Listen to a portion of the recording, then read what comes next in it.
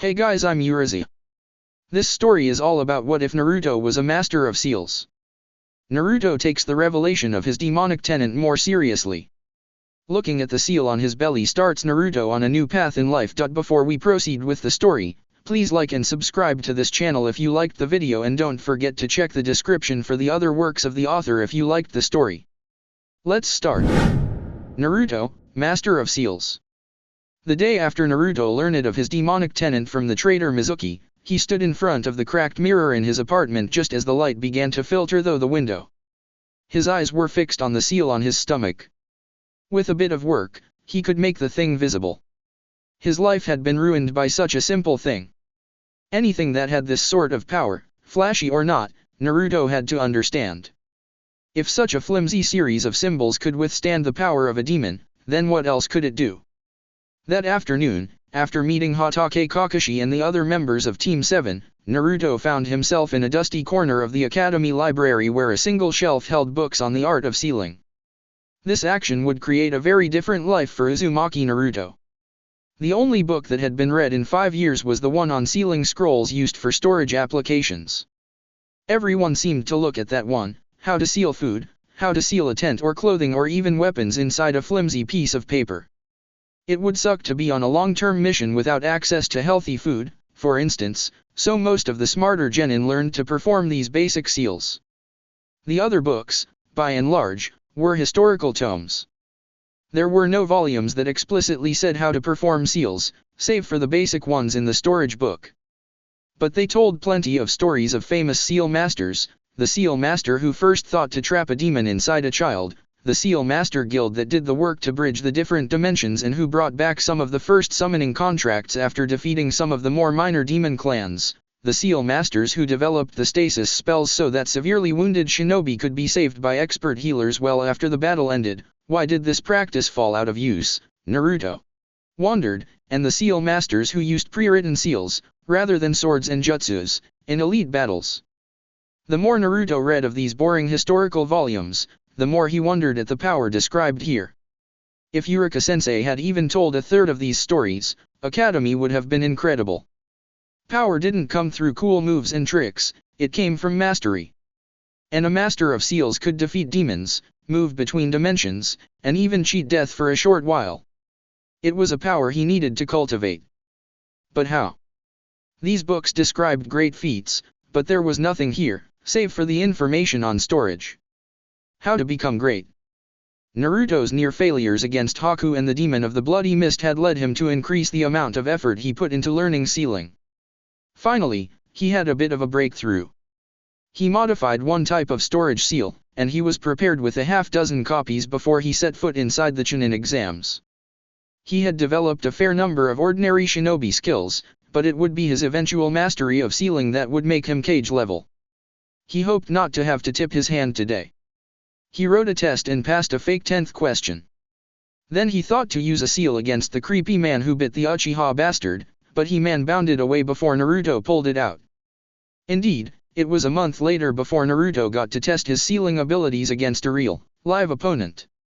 The final round of the exhibition pitted him against Gaara. Given that Gaara had brutalized a number of people, Naruto already had his seals ready to use. First he wanted to see what Gaara could do, then he would test the seal. The fight went badly for Naruto. He managed to dodge and tried to get some attacks in. He felt the dirty taint of the Kyuubi attempting to loose itself and help Naruto. Instead, sensing he was deep in over his head, Naruto chose to invoke the seal. In a blink of an eye, the small piece of paper was out. Naruto spit on it, slapped it to the floor 10 feet in front of Gaara, and then flung himself away as quickly as he could. A half-second later, a large bubble encased the space where Gaara was and where Naruto had been. Gaara's attacks didn't stop. A hand made of sand attempted to smash through the barrier. The sand made it out, but all the chakra powering the sand was absorbed into the bubble. For the first time in his life, Gaara had a nervous expression on his face. His sand had failed him. And the bubble seemed to be shrinking. And it was getting harder to breathe. And then the bubble began to shrink at a furious pace, smaller and smaller, with even Gaara shrinking at the same rate. Within a few seconds he was invisible and only the sealing scroll, perfectly dry, was still visible. Naruto re-emerged from his hiding spot and picked up an scroll. He tucked it away. That's when all hell broke loose inside the arena. It was 3 days after the attempted invasion of Konoha, and Naruto was running for his life. Old man Hokage had died, killed by that bastard Snake Sunin. Naruto had managed to defeat and capture inside seals several of the invaders, including an odd girl who played a flute. The 7 people, including Gaara, would not be able to escape until Naruto freed them, such was the power of an aspiring seal master. But then Jiraiya was overruled when he wished to fetch Tsunade to be the next Hokage. The council voted in an aging sack of flesh called Danzo. And Danzo had set loose his Umbu. Naruto had killed at least 3 of them, sealed away another 2, and left 4 critically wounded. Jiraiya was already out of the village. Naruto needed to disappear immediately before he disappeared inside the Umbu building or the underground prison never to be seen again. He had once dreamed of being Hokage, but now he was in exile. He knew he'd be labeled a missing ninja. After his defeat of so many Umbu, who knew how much of a bounty he'd have on his head? It was not a life he'd ever considered. He took one last look at the gates and walls of Konoha and then began a journey that probably had no ending. Naruto had lived a very sheltered life. In fact, the furthest away from Konoha he'd ever been was Tajuna's village in Wave Country. That was where he wound up a few weeks after leaving his hidden village. Tajuna, Tsunade, and Inari had been very happy to see Naruto and show him the Great Naruto Bridge. They had been even more excited when Naruto cleared out a couple of nests of Geto's former thugs, turned bandits. It turned out that this excited Naruto, too, as the Wave Daimyo had offered largish bounties for these fools. Very quietly Naruto became a bounty hunter in Wave, working for the Daimyo there unofficially. As a hidden leaf missing ninja he couldn't take a real position for diplomatic reason, but unofficially, money was money. He usually lived in the forest that his targets frequented, but a few days a month he returned and stayed with Tajuna and his family. It was nice being loved. 6 months into his new career, Naruto hit pay dirt.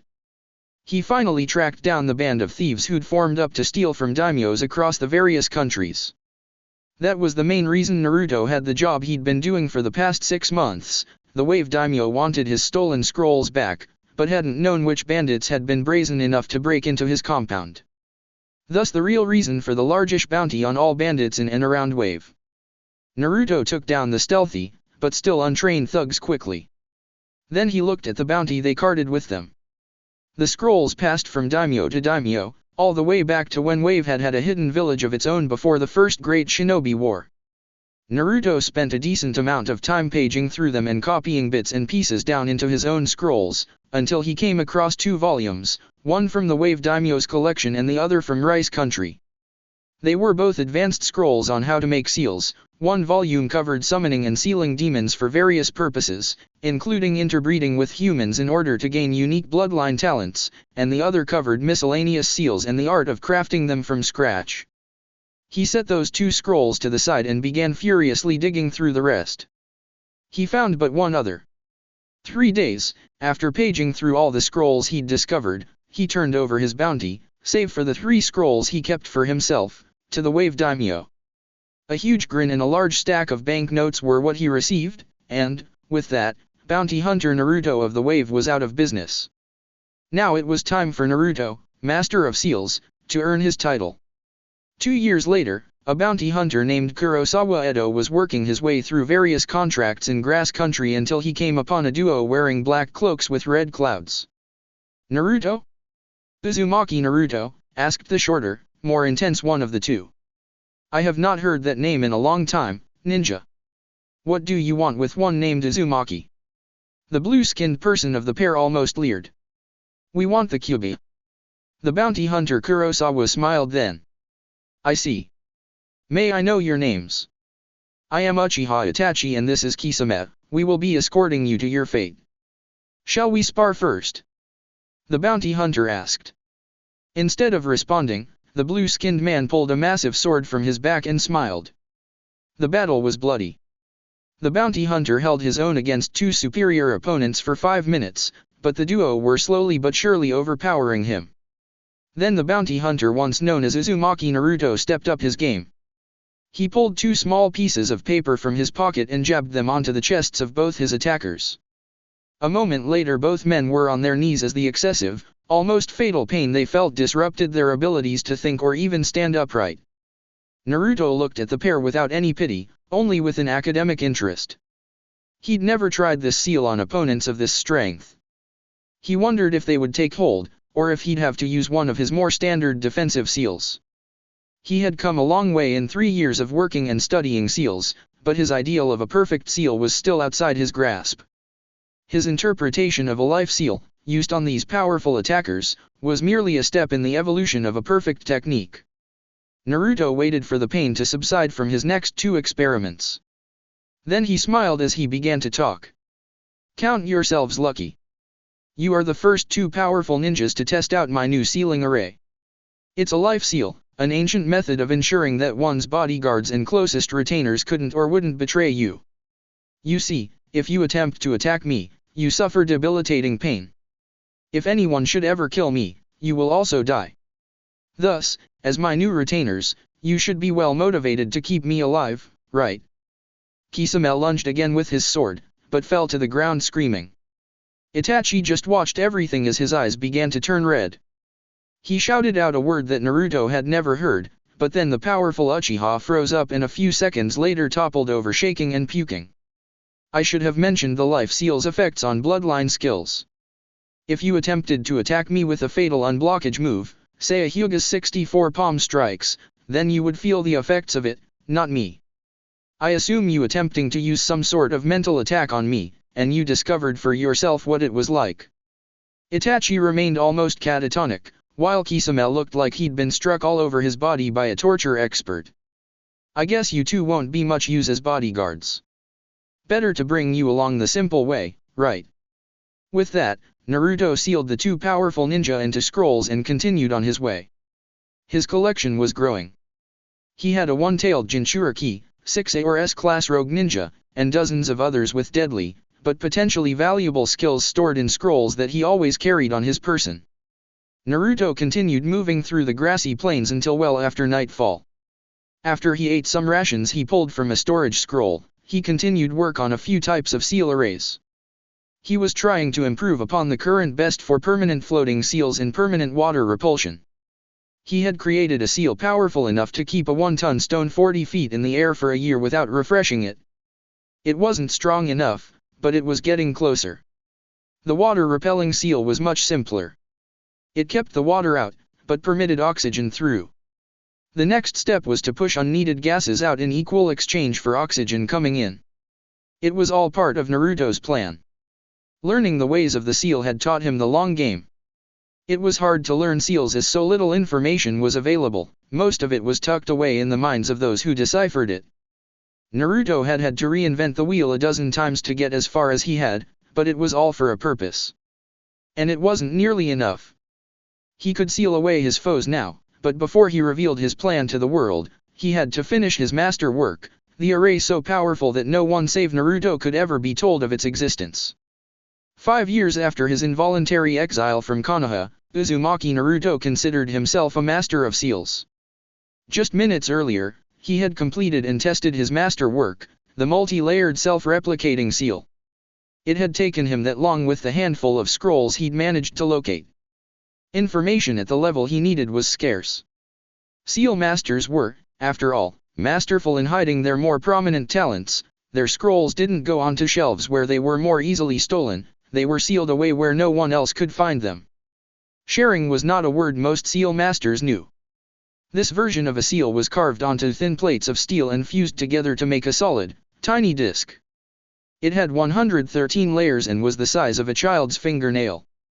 It had been intricate work, and Naruto had enough notes on the process to produce a very thick series of scrolls, writings no one but him would ever read. The tiny disc was designed to copy itself inside the body of anyone who passed within 100 meters, humans, demons, summons, it didn't matter. The original was steel, the copy would be composed of altered bodily cells, no ink, no foreign chakra, nothing to warn the target he had just come under the effects of a powerful seal. The genius part was that each copy of this original item would then replicate itself to anyone coming within 100 meters of anyone who possessed the seal.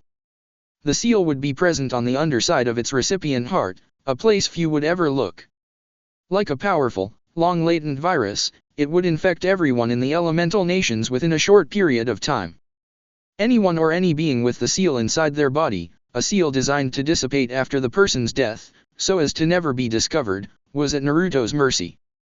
The seal was as complex as it was not just because of its self-replicating qualities, but because of its effects on its target. Naruto could activate the seal remotely, at present up to 10 kilometers away. Level 1 dispelled any mind-altering tricks or concealments, like genjutsu or, more specifically, a henjutsu, that the target might have invoked. Level 2 sealed up a target's ability to use bloodline inheritances of any sort. Level 3 sealed up all external chakra usage, he or she would have chakra to survive but not to do anything extraordinary. Level 4 knocked a target unconscious until the seal was released. Level 5 killed instantly by dispersing a target's total chakra into the air. Naruto began to spar with one of the men who worked with him, one of the very first to have the seal implanted within him. The two men sparred this day as they often did, but it was different. Naruto was much better, and his opponent much worse as a result of the seal being at level 2. Naruto found it simple to fight and adjust the seal at the same time. He had developed, slowly and over time, sufficient mental acuity for the task. The man thought he had full use of his bloodline skills, namely additional speed and minor precognitive flashes, when he was working completely blind. For Naruto it was interesting to see how much of his colleagues' skills were his own. The answer, most. When the spar ended with Naruto victorious a few minutes later, Naruto activated the 4th level of the seal. His partner, already laid out on a training mat, drooped and only the rhythmic movement of his chest made it clear he was still alive. Harry moved through the underground complex he'd built in Wave and placed the original metal self-replicating seal into the most distant room from the training compound. It had to be 150 meters away. When he returned to his unconscious sparring partner, Harry pulled out a blood-sealed storage scroll and permitted a sound ninja capture in Konoha so many years ago to appear on the floor.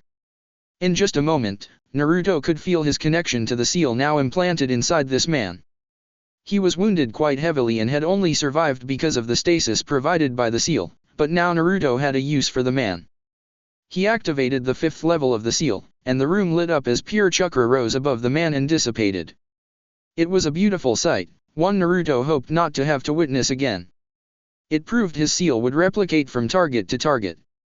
The original metal seal wasn't required. And level 5 worked as anticipated. Naruto would send a letter tomorrow to the Wave Daimyo. He'd maintained a good relationship with the previous lord, and an even better one with that man's sons, the current Daimyo. Naruto had been refining the plan for 5 years, and it would be perhaps 5 or 10 more until he could make it real. But he had learned patience during his quest to become a seal master. With the finished seal, he could proceed more recklessly, but Naruto was waiting, to prepare for the correct symbolism of the matter. Indeed, a ninja was dumb to approach an impossible target in a straightforward manner. Ninjas were sneaky and deceptive, at least the ninjas who survived until their 15th or 20th birthdays. Naruto counted on the fact that anyone could fall into a trap they didn't know or see or even conceive of. Even fools like Danzo and Orochimaru. "The daimyo will see you now," the samurai said to Naruto. Naruto stood, still in his ever-present Kurosawa Edo disguise, and walked into the Lord's office. The preliminaries and pleasantries took a few moments. The daimyo knew who was really sitting in front of him, but Naruto did not reveal his blonde hair. Not that he could, the herbs and roots he used to stain his hair brown took several weeks to wash out. Not even a ninja could dispel hair dye. "The letter you sent was very intriguing," the daimyo said, beginning the real part of their conversation. "It would be nice to have our own defensive forces here. Let me clear, daimyo, I will be bringing a number of other hidden villages to justice for what they've done. Will you and this hidden serf be strong enough to handle the reprisals? Will Wave's villages remain safe? The way I will construct the battle will be an ambush. There will be no reprisals. How can you promise that?" Naruto smiled. "Come with me. I have set up something of a demonstration outside near the river just outside the gate of the compound. I think you'll find I can deliver on a lot of promises." The daimyo rose from his seat and nodded at the guard hidden in the shadows. A group of 12 people made their way outside. Naruto walked to the deep river and waved his hand over the water. A stone emerged from the depths of the water. This stone has been very specially prepared as a sort of elevator. Daimyo, with your permission, I will show one of your samurai what's down at the bottom of the riverbed. If he agrees, perhaps you will then come and have a look for yourself. The surprised and curious lord pointed at one of his bodyguards. The nervous man stepped forward and, with Naruto, stepped onto the stone. Immediately the massive flat surface began to sink into the river, but the water did not flow back over the stone. Indeed, the entire surface holding Naruto and the samurai remained encased in a sort of cocoon of air. When Naruto's head submerged below the surface of the river, it looked like had been buried in a hole dug out the water. A few feet later, the water finally covered over the void. It was like an elevator into the water. The daimyo stood confused and wondered what this demonstration was to prove. A few minutes later the process reversed itself. The samurai was almost leaping in excitement as he managed to get off the platform. Daimyo, there is a cavern down there cut out of the water. We were able to move right into the compound. This man placed another elevator stone and we raided the sausage curing barn. See. The man said, holding up a large smoked ham. The daimyo looked at a very dry Naruto. I would like to see this for myself. A village hidden in the surf, I see. You mean it literally? Yes, I do. Let me see what this hidden surf village would be like. Naruto smiled and waved his arm, welcoming the daimyo and 2 more of his samurai onto the odd underwater elevator. This stone, created as it has been, took me nearly 2 years of steady work to perfect. It will be used to house multiple gates throughout Wave and elsewhere. Gates. The true hidden surf village will be located far away from where anyone would look.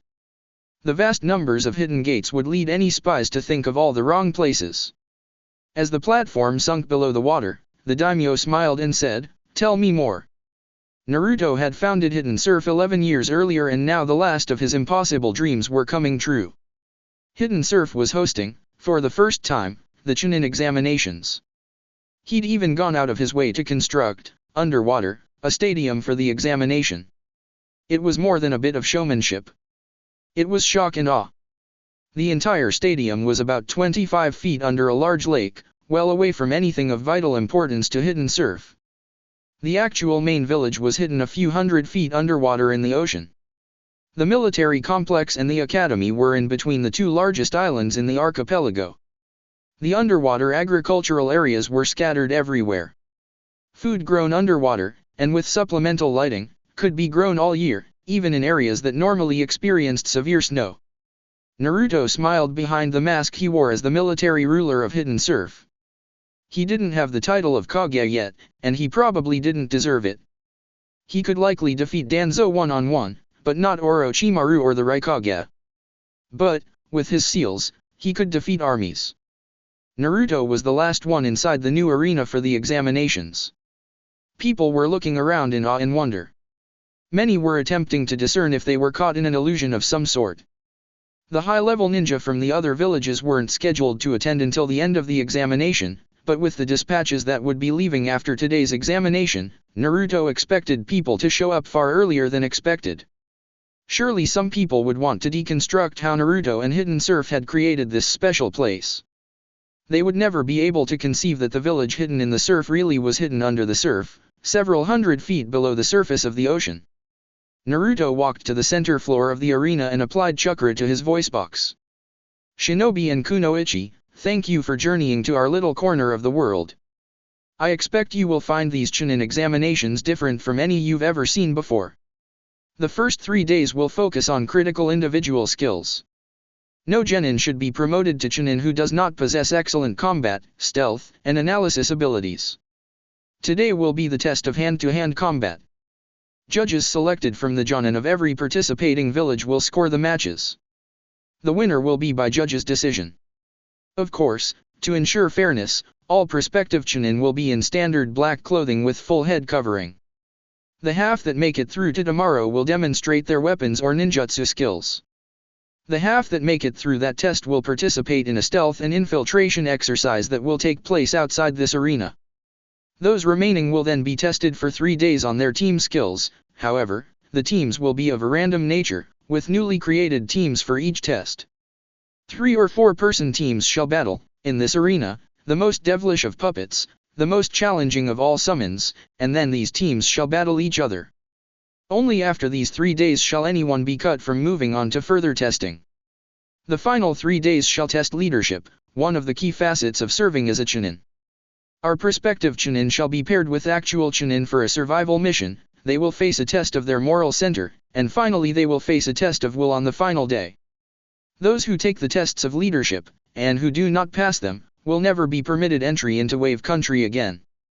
Plan well and look underneath the underneath. As you can all see, we here in Hidden Surf are underneath the underneath. Naruto smiled behind his mask and listened to the gasps of confusion his last few comments generated. With the final test Naruto had planned, he would follow through on his promise. Anyone who failed the leadership tests would be banned forever. The testing had gone very well. The initial 180 candidates for the hand-to-hand combat had been whittled down to an even 24 for the final examination. Even better, the Shoei arena built underneath a lake had attracted all of Naruto's targets and many more. The leaders and command staff of Leaf, Sound, Sand, Rock, Grass, Cloud, and many others were all in attendance. He knew that 2 disguised members of the Akatsuki were also in the audience. Naruto walked to the bottom of the arena and performed yet another bit of showmanship. He raised his arms above his head just as he released a seal. A huge courtroom type of setting appeared. A moment later, everyone who would be part of this test of will fell unconscious. The test of will is simple. Each candidate chunin will sit on a jury and listen to criminals confess their crimes. Each candidate will be permitted to ask each criminal a question, and after all the criminals have spoken, they will vote on the verdicts. How is that a test of will? Someone shouted from the audience. You'll understand after the names are announced. The people questioned, after being freed temporarily from their 4th level seals, were placed under truth compulsion seals. Jonin from a number of nations testified to illegal, off-the-books attacks that had frequently been blamed on the wrong villages. Then the interrogations got interesting. The Chuchikage testified about the war with the Leaf and their experiments on their Jinchuriki. The Raikage testified about their frame UPS of a number of villages, inciting more than one war. The other heads of hidden villages testified quickly, leaving only Orochimaru and Danzo. Many people had tried to leave the arena, but all found themselves literally unable to move, another type of seal. Eventually Naruto brought in Danzo for questioning. How did you become Godaime Hokage? I planned for 20 years. When Orochimaru told me of his plans, I agreed to assist. My loyal Umbu were given vacations or sent on missions out of country to protect them. I weakened the seals on the village walls and ensured that no genjutsu or henge-breaking seals were emplaced in the arena. How many ninja and citizens of Konoha did you kill without authorization? This was from one of the Leaf Ninja aspiring to chunin rank. More than 100. And of ninjas and citizens of other countries and hidden villages. This was from a genin out of Hidden Rain. More than 500. How many times did you order those loyal to you to kill the Leaf Jinchuriki, Uzumaki Naruto? This was from Naruto himself. 20 perhaps. How many capital offenses have you committed in your home village? Dozens, maybe 100. You said you killed more than 100 locals without authorization? Explain the discrepancy. This was from the scholar from Hidden Cloud. Umbu may kill a civilian without authorization provided we can show how he or she was a danger, so my only capital offenses were killing ninja and academy students. List the names of all those you ordered killed. The interrogation lasted another 10 minutes before the Snake Sunin was ready for his interview. The young man, barely 20, surprised the immobilized audience when he was introduced as Orochimaru. Of course, the Snake Sunin had long ago disposed of his old body and now currently lived in a Sasuke suit. Naruto, hiding behind his mask as the ruler of Hidden Surf, began the questioning. The Snake Sunin was the only person who'd even attempted to resist the truth-telling seal. It made Naruto glad. The more one resisted, the more severe the pain one felt. Tell us, Snake Sunin, when you first took a resident of Hidden Leaf for an experiment. I say nothing. The partially immobilized leader of Sound then began leaking tears through eyes that weren't his. "Tell us," Naruto commanded. "I was 19. Were you still training under Sarutobi?" "Yes." A genin from Hidden Sound leaned forward. "How many times before me did you try to implant the plant-growing bloodline into someone?" "You, Fugura, were the first success. I tried 38 times before." The genin slumped back into his seat. Another genin, this one from Rock, asked, "How many did you kill to achieve your immortality technique?" "I never kept track. The weak matter not at all." These questions lasted most of an hour. "Orochimaru was someone you spoke of when you wanted to scare your little boy who dreamed of being a ninja, to convince him to be a better person and take up a job in the family bakery. You keep that up and Orochimaru will come and steal your body." The revelations Orochimaru was forced into making were worse than the rumors that circulated about him in ninja circles. Betraying his village, killing his fellow ninja to use their bodies in experiments, killing his sensei in an abortive attempt to destroy his one-time hidden village, corrupting hundreds of Hidden Leaf and other ninjas as spies whose names were all out in the public and who would all shortly be dead, wiping out entire clans in his attempts at learning all possible techniques, stealing orphans, the list was seemingly never-ending. After hours upon hours of disgusting testimony, the true test of will began. Naruto returned Orochimaru to a steel cage and turned to address the 24 jurists/Chunin hopefuls. "The test is simple. You are the court-martial. Each of these 24 has been accused of crimes against humanity, each has testified under truth compulsions. You will now take up your scrolls.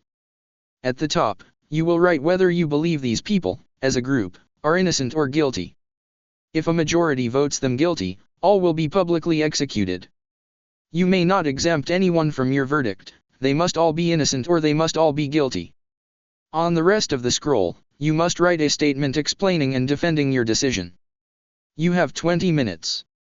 But Orochimaru is our leader," one of the genin whined. "You have your task. This is your test of will." Naruto stood while the terrified genin began to write. They should have known it would come to this. A courtroom, them sitting in the traditional jurist's box, testimony after testimony leading to some sort of test. It was a perfect event, Naruto thought. As Orochimaru had used Konoha's relaxed security at a Chunin examination to attack Hidden Leaf, Naruto now used another Chunin examination to launch attacks on these leaders, plus all of their villages. The small attack teams, each equipped with an artifact that would trigger the level 4 seals of everyone within a 1-kilometer radius. The seal would last for only 24 hours, but it was a brutally effective tactic. The teams rose up out of the tiny bases that had been hidden inside rivers, lakes, and oceans over the last decade. No one, save for Surf, knew they were there or that they were connected back to the Surf military headquarters via seal-driven portals. Even now, as these genin agonized over their final examinations, Hidden Rain, Hidden Cloud, and Hidden Waterfall had fallen to the tactical teams from Hidden Surf. Only Hidden Sand would take any time at all to conquer as it was so far from water sources in which to hide military bases. Naruto waited as the last 5 minutes slowly trickled away. He wondered what his teams would find. They had been given lists, of course, of what to capture and retrieve, but perhaps there would hidden gems. Naruto knew that there were other Junhiriki besides himself and the already captured Gaara. All known ones were listed, perhaps they would discover others being held in military bases. Naruto knew of a number of holders of summoning contracts, all of them were listed, too. Hidden Surf would be growing in strength and prestige shortly. Leading artisans in a number of fields would be relocated with their families. Indeed, a new hidden complex was just about finished to house them all and provide them with the tools and workspaces that they would need. Finally, the known treasuries were to be raided, both village ones and those belonging to powerful clans. Plus select figures from the families of the more worthless, but wealthy daimyos, clans, and hidden villages were taken so as to be ransomed back, to get at the money that all institutions hide well out of the obvious places. And, of course, scroll repositories were to be emptied. It wouldn't automatically give Surf all the forbidden techniques ever created, but it would be a good start. Naruto especially looked forward to any more scrolls on high-level sealing. In one single day, all debts were paid, and the world reordered. Who knew what the future would hold? If the summons would rebel, if the artisans would demand to return to their dreary homes. If the other Jinchuriki were so insane they would need to be killed. There was one other military task. Naruto had ordered his most destructive teams into Hidden Sound with its odd military bases. All personnel there was to be removed, all bases were to be utterly destroyed. He would leave nothing of sound to reform, all of the ninja captured would be tried and, likely, many would be sentenced to death, even though they were following the orders of a corrupt, debased leader. Naruto heard the chime of the timer and roused himself from his thoughts. He walked around and applied temporary truth-telling seals to all the remaining genin. Now, each of you will read aloud your verdicts and rationale. I and 6 others in the audience will judge your success in this test of will. Begin. Guilty. The Leaf Genin said, obviously not a fan of Danzo's term as Hokage. Guilty. The Sand Genin affirmed. Innocent. The Sound Genin tried to explain, defending Orochimaru as a great man and a brilliant sensei. Guilty.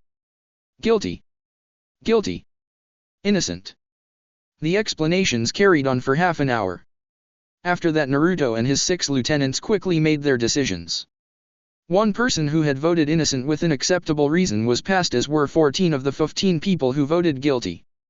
The Chunin vests were awarded then, and then Naruto announced the beginning of a war pitting Surf against the other hidden villages. He explained that everyone in the audience would be treated as an honored guest for the duration of the war, but that no one was allowed to leave this place of safety. Finally, Naruto said, this trial you witnessed today was not done in front of a duly convened court-martial. It was a test. In the coming weeks and months this place will be host to hundreds of similar trials featuring people from nearly every hidden village. They will be open to the public, and the public may submit questions to be read and answered. The first trials begin in 8 days. Orochimaru and his main conspirators. If you turn and go up the stairs, you will find a portal to take you to a hotel. Unfortunately, it's more a finely gilded prison than a hotel, so you will not be able to leave. Nobody ever discovered how Naruto was so strong.